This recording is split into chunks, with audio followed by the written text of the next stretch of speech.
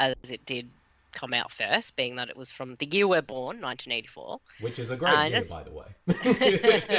yes, because we were born that year. I mean, no, we were born like 21 years ago because we're really young. Exactly. We're young. We're still 21, even over 3 decades later. Just Yeah, say. just saying. Yeah, so Firestarter. Um, the short synopsis. The short synopsis is a couple who participated in a potent medical experiment gain telekinetic ability and then have a child who is pyrokinetic. And if you don't know what pyrokinetic means, pyro means fire. So she can start fires. The film was directed by Mark L. Lester, based on the book by Stephen King, and it stars David Keith, Drew Barrymore, Freddie Jones, Heather Locklear, Martin Sheen, George C. Scott, Art Carney, and Louise Fletcher. Indeed, I had forgotten Marcy. No joke. Because when I think of Fireside, I think David Keith, Drew Barrymore, George C. Scott, and Martin Sheen. But I forgot who else was also in this movie. I mean, I forgot Art Carney and Louise Fletcher, who are both Oscar winners, are in this film, and even Heather Locklear, I completely forgot about, was in this movie. Yeah, I completely forgot. She doesn't have a big role, but she does have a bit part in it, and it's definitely weird to see her in this movie because I completely forgot she was in it. No, I know. Even when her name came up in the credits, I was like, "Wait, Heather Locklear was in this movie?" I completely forgot about it. Yeah. So I haven't read the book Firestarter, so I'm not sure how accurate it is or not accurate, however you want to say it. I do remember there was some kind of miniseries follow-up called Firestarter Rekindled that was on the Sci-Fi Channel. We won't be discussing that, but yeah, it's another one that had a TV or a follow-up that probably people don't really remember. Yeah, it was weird because I remember seeing the miniseries, or at least on video, in the when it came out, and I just sort of thought, well, at the time I knew a Firestarter, but I hadn't seen it. But even then, I was like, why would they make a sequel to Firestarter? And it was weird because even seeing the cast, you had Malcolm McDowell and Dennis Hopper in Yeah. the movie as well. But yeah, so to me it was kind of like one of those mini series or direct to video films that are basically just trying to capitalize on the first film. But even then though, you could watching Firestarter, it's it's definitely for me not one of my favorite films based on King's work, but I think for what it is, I think it's still a pretty solid adaptation. Because I think what makes this one different, because even though it is a horror film, it's kind of more sort of sci-fi horror, and kind of watching it, you basically have this father and daughter played by David Keith and Drew Barrymore, who are on the run from this organization called The Shop, and who did experiments on David Keith and his wife, played by Heather Locklear, who, even though the reason she only has a small part is that she's killed off in flashbacks. And we will spoil both movies for this, just to let our listeners know. But so they're on the run, but the shop wants to use them for experiments for military purposes, particularly with Charlie, since she is the product of two people who were more sort of experimented on, what happened, how they use their powers is different from Charlie, who just seems to control her powers with much more ease, while David Keith, on the other hand, every time he uses his powers, it looks like it's the most painful experience of his entire life.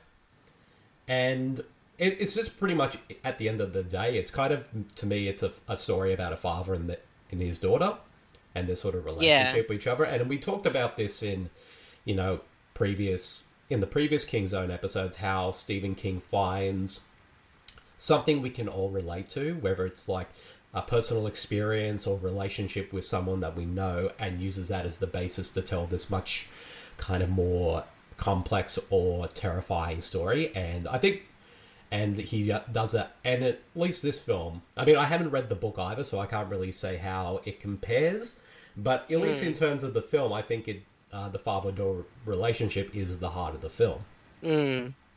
Yeah.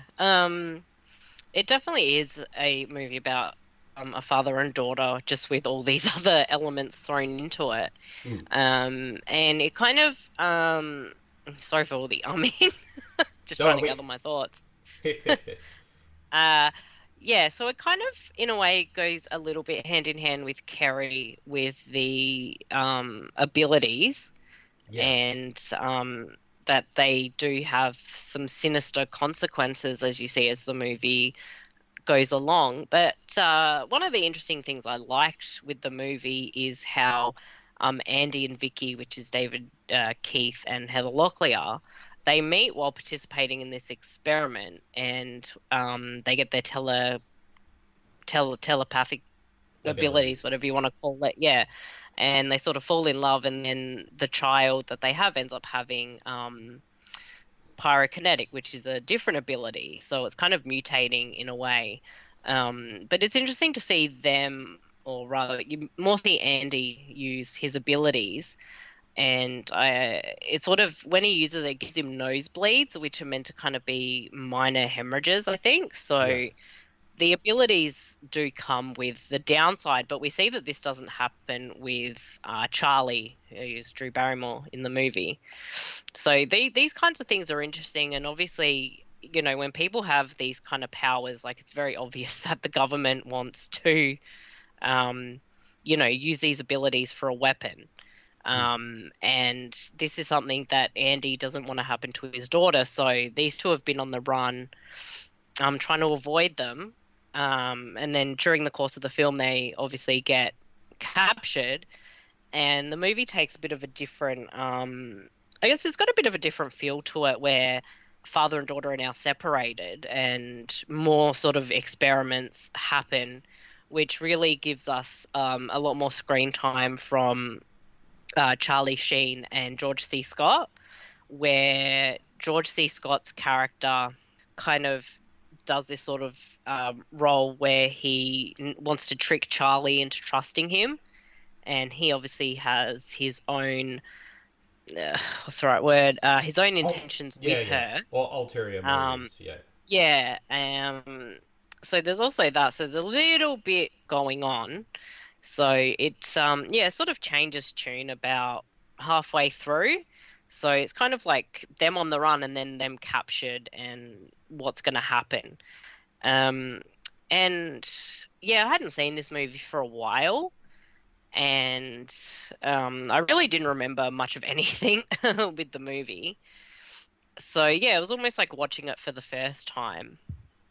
And look, overall, it's not a bad movie. Mm. I think some of the more negative critic reviews are a little bit too harsh, because it is entertaining, it is interesting. I just found that it could be a little bit bland at times. Yeah. I'm not sure how you felt about that. Yeah, well, I think, like, I think for what it is, like I said before, it's a really solid film, but I can't help but feel like they could have done more to it, especially with the concept of, these people who were given, telekinetic powers, or in the case of Charlie, born with these sort of pyrokinetic powers. And, like, we don't. Well, I kind of wish the film kind of delved into more of that, because there are, like I said, interesting aspects to it. And I think, because the movie is about an hour and 50 minutes long, but at times the pacing can be a bit sluggish as Yeah, the well. pacing is very all over the place, which makes it a little bit sort of bland at times. And I think what would have helped a lot, because the relationship of father and daughter is, key to the movie. There really needed to be a lot more development with those two characters, rather than they just have these abilities and